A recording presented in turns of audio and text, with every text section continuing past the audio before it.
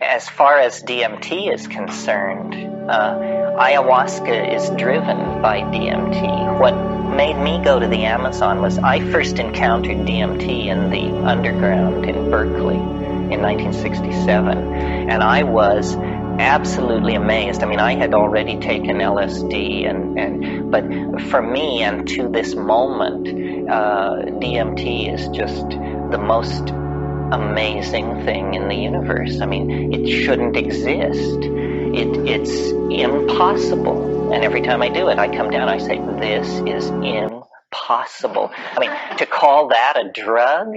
What a joke. I mean, it just masquerades as a drug. It's not a drug. That's preposterous. The problem with DMT is its incredible power, that only the most intrepid can form any coherent impression whatsoever of what's going on if it's a strong trip. I mean, there are sub-threshold trips where you just graze the tummy of the beast, and then people come down with various models of archetypal closure with the cosmic carnival. That's the archetype of DMT, is the cosmic circus.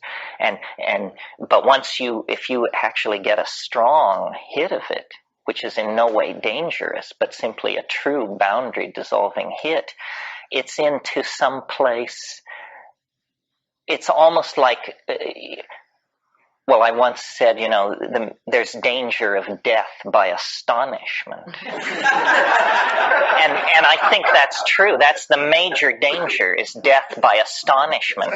Because you just get in there and you say, my God, I thought I had some expectation of what was possible, and instead this is just so blown that, and it somewhat freaks me out. I have to confess, it is so alien, so huge, so complete in itself, so unrelated to our petty concerns on this planet. I mean, I went to it first as an art historian, and I was a Jungian.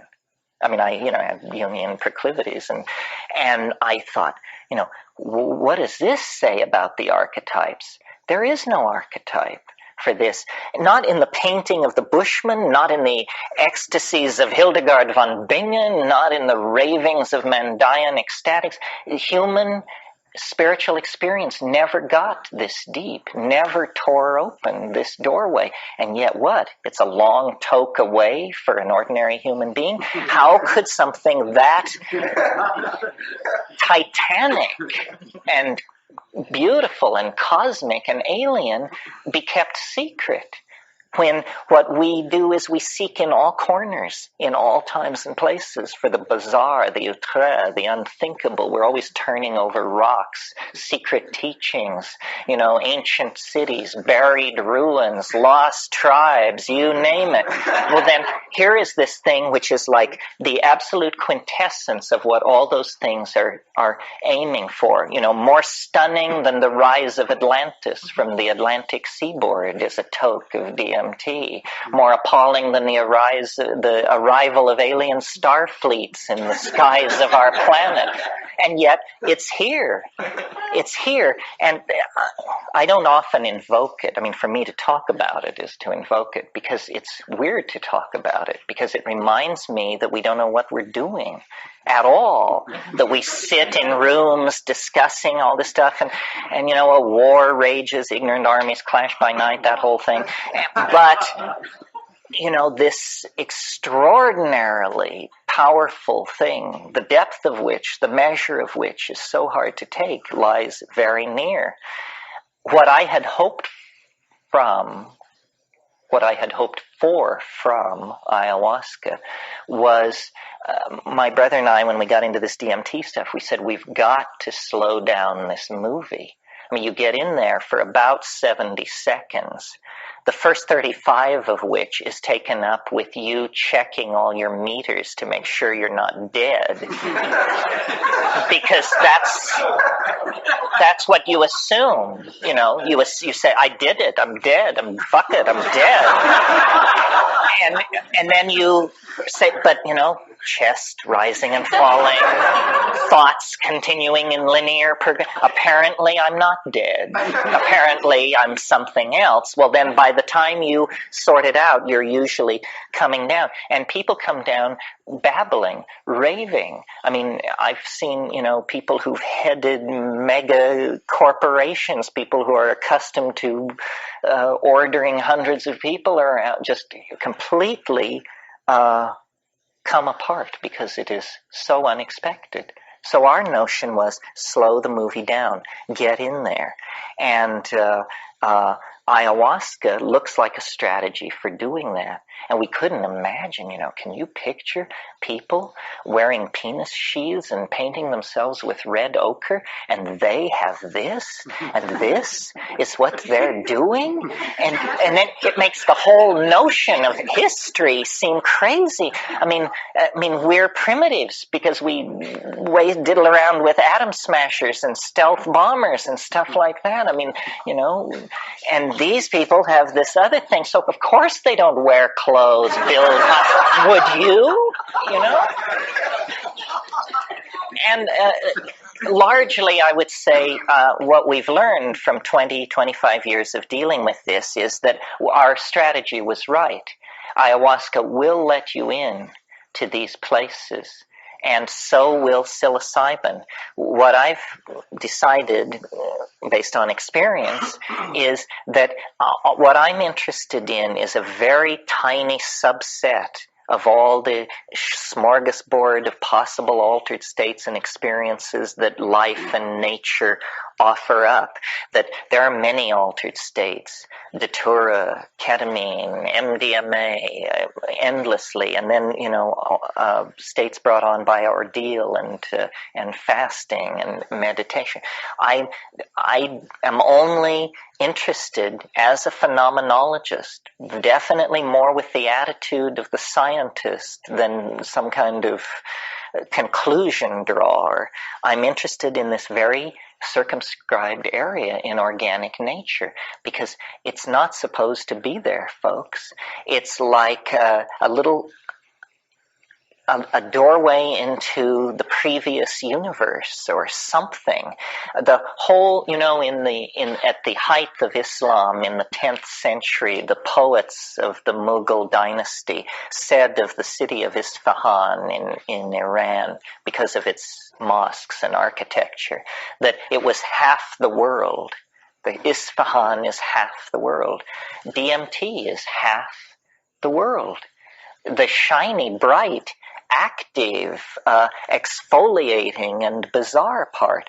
Well, then we then are poised in this strange dimension of diminished possibility. Where are we? What is that? What is it to possess a body such that you can use it as an instrument to turn on and off these places? How does it reflect on the quest for understanding of the here and now? How does it reflect on the quest for, immortality or enlightenment or a sense of fitting in to the cosmic purpose? I don't know. I mean, one can play a reductionist game and say that the human brain mind system is an alarm clock, DMT is a hammer. Hit the alarm clock with the hammer and you learn all about gears because they spring out and become visible.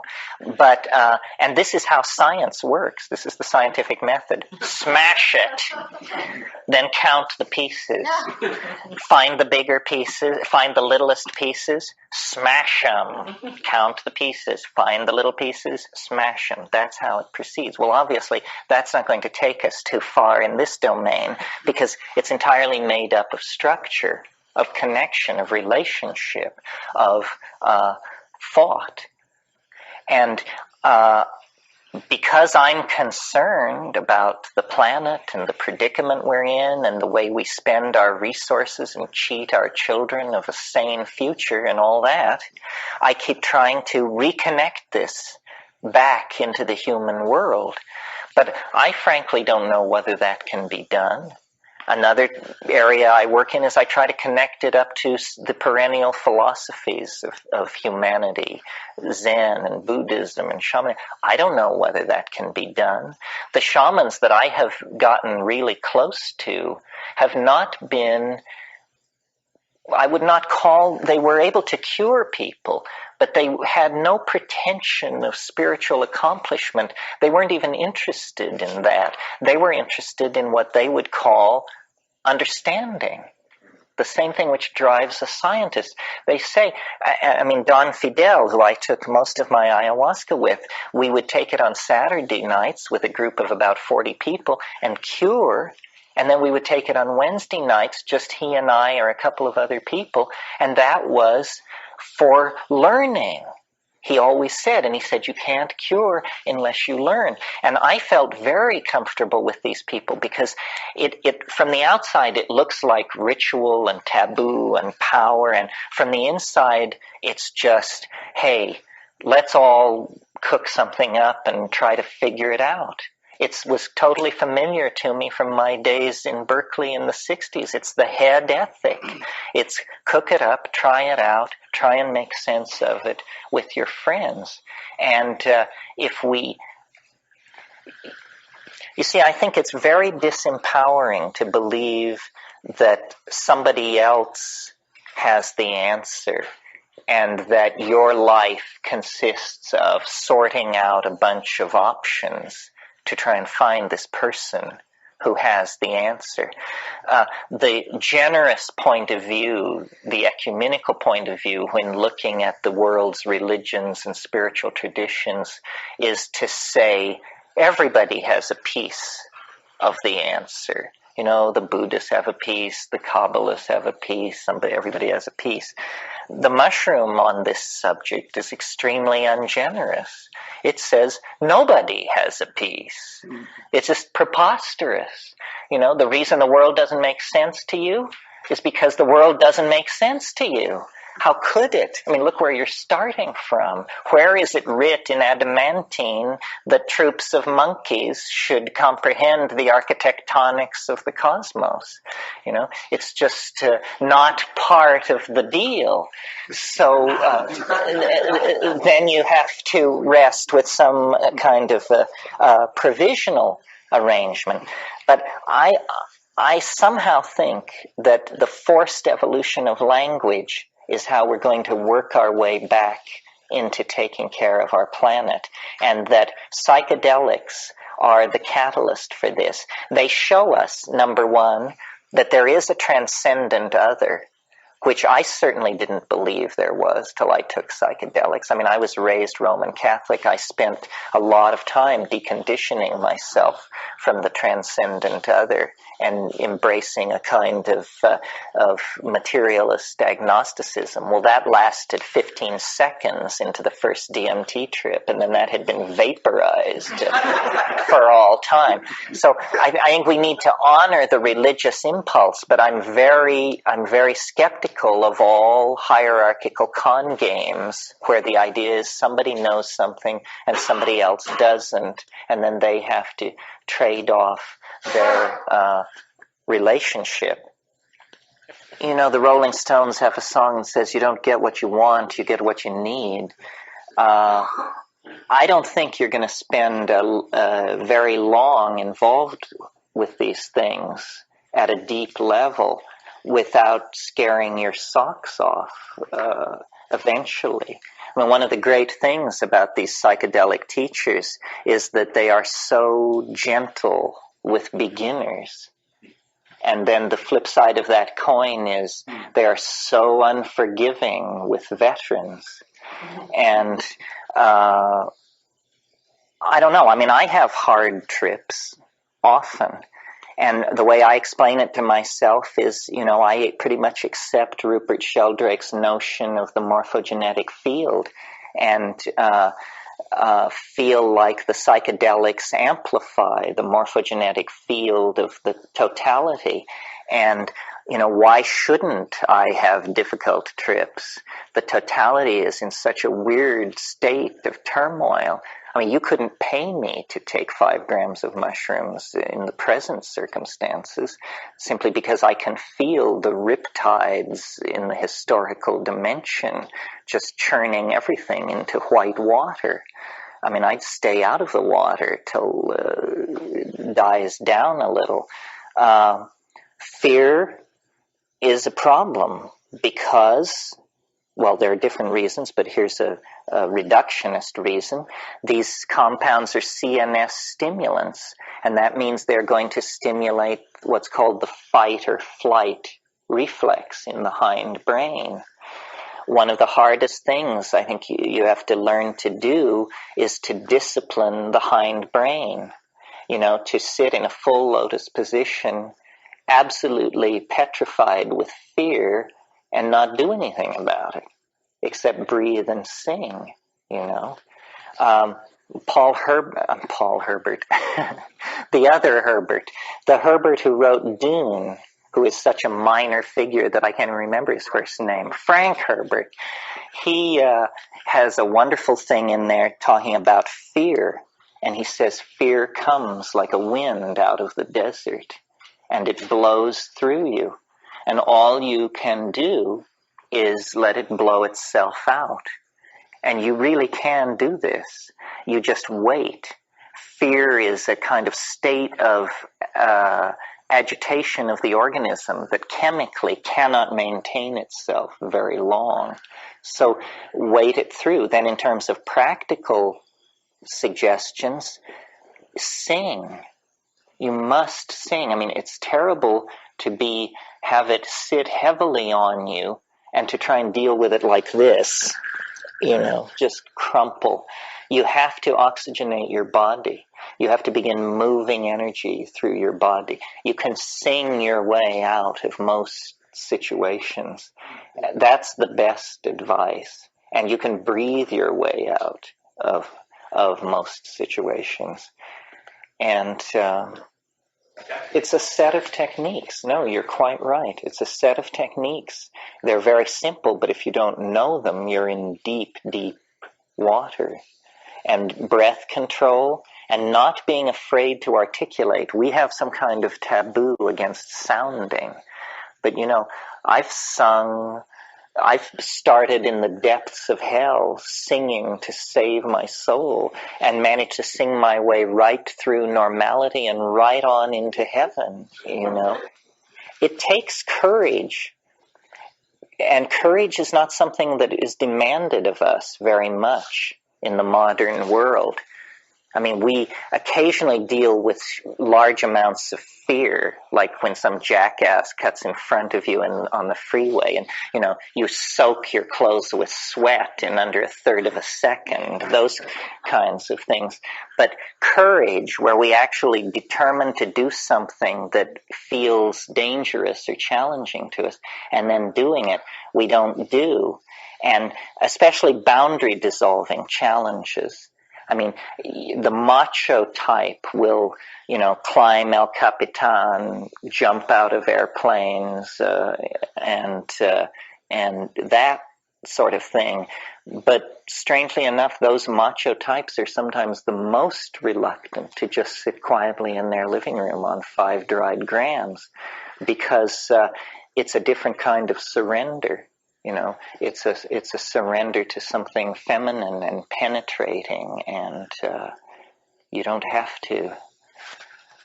It's the opposite reflex. Surrender is the opposite reflex to conquest. Did you want to say something? No? Yeah? Could you contrast this experience with experience like the trance dance or the Bushman or Kundalini type of experiences? Well, it's very hard to get inside somebody else's experience, especially when it's culture-bound. For purposes of operational efficiency, I just have long ago decided nothing works but drugs. And it causes a lot of friction. I mean, that's the hard way of putting it. It's really nothing works but plants. But I put in a lot of time trying, breath control and pranayama and all these things and reading the literature. And I'm just not convinced that they're getting it. The literature doesn't reflect it. The mystical literature in all times and places tends toward unitary effulgence or something, the white light. In other words, everything is supposed to be, all contradictions are dissolved, everything becomes love and light, and the hierophany. This is the archetypal hierophany. This is not what they're talking about in the Amazon. They enter into a world of jeweled multiplicity. There is no effort to push it towards some kind of Neoplatonic end state. It's that what is revealed is a dimension of incredible complexity. And some people have said of me, to me, that I'm lost in samsara. I can accept that. That sounds right. I love multiplicity. I mean, I love nature, which to me means multiplicity. I'm an insect collector, for God's sake, an art historian, a heresy hunter. It's for me all in the details. That's what I love, the richness, the texture of it. And it's a troubling question for people because people want to be told that there's another way to get to it. And there may be, but it's unbelievably difficult, unbelievably uncertain, and very hard to recognize. Schizophrenia, it doesn't convince me entirely that that's the same thing. Many schizophrenics are obviously very, very unhappy people. And you see, I just don't feel the force of this argument that you should be able to do it on your own. Why should you be able to do it on your own? How about that you can't do it unless you humble yourself to cut a deal with a plant? That seems more logical to me, that it begins with an act of humility instead of an act of, no women, no dope, no this, I'm going to seal myself into the alchemical vessel. Yeah. Obviously, the mind-brain system can be thought of as like an automobile in the sense that there are always fuel efficiency modifications and design modifications that are possible to imagine, which would make the whole system work better. Serotonin is the molecule that is being competed with by these drug molecules. Well, may it not then be that what these drug molecules represent is the same thing that serotonin represents, but in a slightly more efficient packaging? That somehow from the point of view of cellular metabolic dynamics, the drug molecule is more efficient. It obviously is. That's why it has a greater affinity for the bond site than the endogenously produced neurotransmitter. Well, it's as though, and I think Aldous Huxley was the first person to suggest this, that the mundane demands of day-to-day life and evolution, the need to be ever on the alert for attack and so forth, it has led us to evolve a neurological style of chemical suppression of consciousness, that we have narrowed our awareness down into certain narrow channels along which danger may approach. But conceivably, this style of this flavor of human brain soup could be changed for a different flavor in which we walked around with a much larger awareness and much less immediate focus on being prepared to fall into a fighting stance and fend off an immediate attack on ourselves. I think that what I see as characteristic of psychedelic people and psychedelic communities is a kind of tendency to go for the big picture. Psychedelic people always are aware that whatever they're talking about is nested in a still larger set of relationships, nested in a still larger set of relationships. That awareness of the big picture could probably be mapped onto what is ordinarily called an awareness of Tao. It's that you don't get down into the little stuff because you know what the I Ching calls the prepotent systems of relationship in which the event is embedded. And that feeds back into the personality, that knowing of that, as permission to relax. You know, you're neither pushing the river nor pulling the river. It goes in its good time, and you always seem to be comfortable and there with it. See, this logos, this vegetable mind that I keep referring back to, it may be nothing more than the voice of our own DNA. But whatever it is, when we do not have it guiding us and cultivated within our personality, then it becomes all up to the ego to figure out.